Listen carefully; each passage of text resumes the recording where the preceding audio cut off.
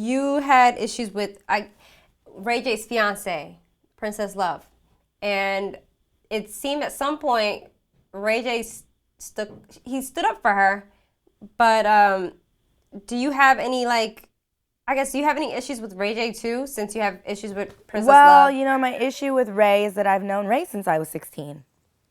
I've known the whole family since I was 16, and vice versa. He told Princess to hit me at the reunion like he did with Morgan, but I'm not Morgan. And plus, I heard Princess coming like 8 years ago. So he was upset that I threw a drink on Princess. At the reunion, I actually apologized.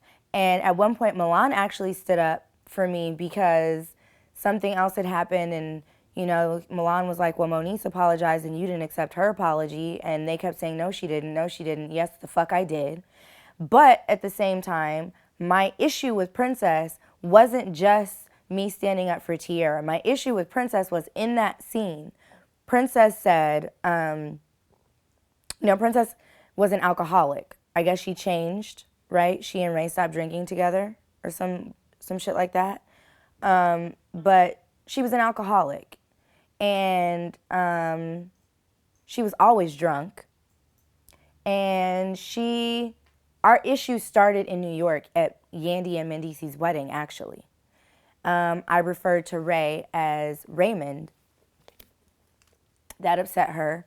At which point she felt the need to let me know his name is not Raymond, it's Ray, whatever. And I said, well, before that, Princess and I had no issues. She knew that I fucked her man 10 years ago. She knew that, so she knew about that season 1. Rich knew about it. I was very honest with him. Drew knew about it when we got together.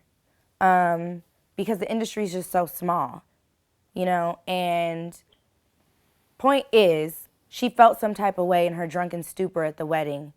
And she was like, I don't give a fuck. That's not his name. Blah, blah, blah, blah, blah, blah, blah, blah. So the wedding wasn't the time or the place. Peter Guns was actually, Uncle Gunsy, shout out to Peter, was at the table when that happened. And he caught it. Tara caught it. Arian from the Atlanta cast was at our table. She caught it.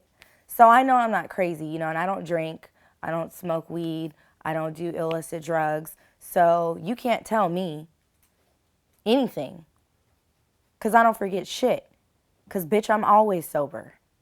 So in the scene, I pointed out to her that she had said these things. She's like, I don't curse. I don't curse. I don't use curse words. And then in the same breath turned around and called me a bitch. And so I was slightly confused, like you just said you don't use curse words, but then it was like, bitch, go take care of your son. My nigga comes in me every night. Yeah, well, your nigga was coming in me too, years and years ago. So do you feel special? Should I buy you a douche? Like, what do you want? Why are you telling me? Do you need medication? Do you have an infection? Like, what's up? So she then proceeds to tell me that her nigga comes in her every night and I had a baby by a nigga that didn't want me, didn't even want his baby. Go take care of your baby, blah, blah, blah, blah, blah.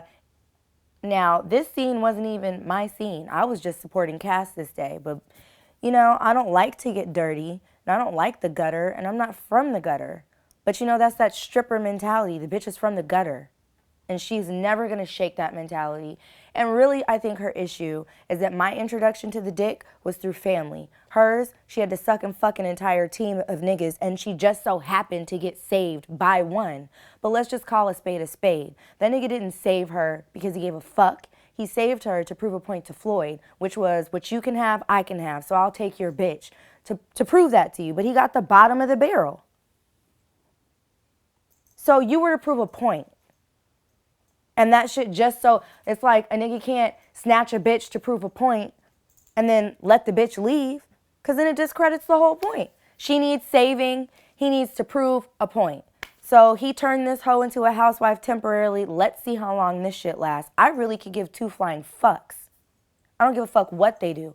I don't give a fuck if they drive off the abyss into a cliff and never return. More power to them. And it's a shame, I had lunch with actually by fluke, I had lunch with Brandy, Ray, my mom. I actually went to meet my mom for lunch, and while we were eating, Brandy walked in, and then Ray walked in, and Ray questioned me about my interview with Vlad right after Princess's, I guess, like, fake suicide attempt. And I had, Vlad had asked me what I thought about what she did to Morgan. To jump when someone says jump, I actually didn't hear that. Everyone, like when Ray was like, I just want you to knock her out. I didn't hear that. But everyone around me. Because you were sitting right there. Yeah, I was sitting there, but I don't know how I missed it, but everyone else heard it. Yeah. I just saw Princess get up and charge, so when I heard that, I was like, wow, so that's what we do now? I felt like it was weird. You don't think for yourself, and that to me was a sign of someone who has possibly been, verbally, emotionally abused at one point. Now let me be very clear. Morgan and I are no longer friends, no longer associates. Best of luck to her. But my sentiment and my feeling is still the same. That's a weak bitch. That's a pit bull, that's a dog. For a nigga to be able to tell you, I just want you to knock her out one time. You want me to? And you get up and you go. And then she did it again. And so Ray ended up reaching out to my parents. My dad came over, got Ray on the phone. And the conversation basically just ended with, tell Fraggle Rock, AKA Little Brandy, AKA Mini Tarzan, to keep my fucking name out of her mouth. Tell your bitch, fuck her, keep my name out of her mouth, and we won't have any issues. And I hung up in his face, and that was the end of the conversation. And he tried to say, you're my people, we were family, we were this, we were that. Well, family relation didn't mean shit when you told your bitch to hit me. So he's like, what we do for TV, that stays for TV. No, nigga, we don't do shit for TV. We do shit for real life. And that's real life. Real life was that you tried to sick your sick fucking house dog on me. And I'm not the one. He's trash. She's trash. We're not friends. We're not peoples. We're not family. We're not shit. Fuck Ray and fuck Princess. Yeah. And it's unfortunate because my mom and Brandy are good friends, but fuck Ray and fuck Princess. I understand that mindset because I have that because you don't believe in somebody so much, you just joke on them. Like, I'm gonna joke on you. I don't believe you. Mm-hmm. So I understand it, but I want hip hop, period. To stop the shenanigans with that type of shit. Like, yo, motherfucker, rap, go rap. My monthly overhead for my household and household employees was somewhere in the neighborhood of $1 million a month I was spending.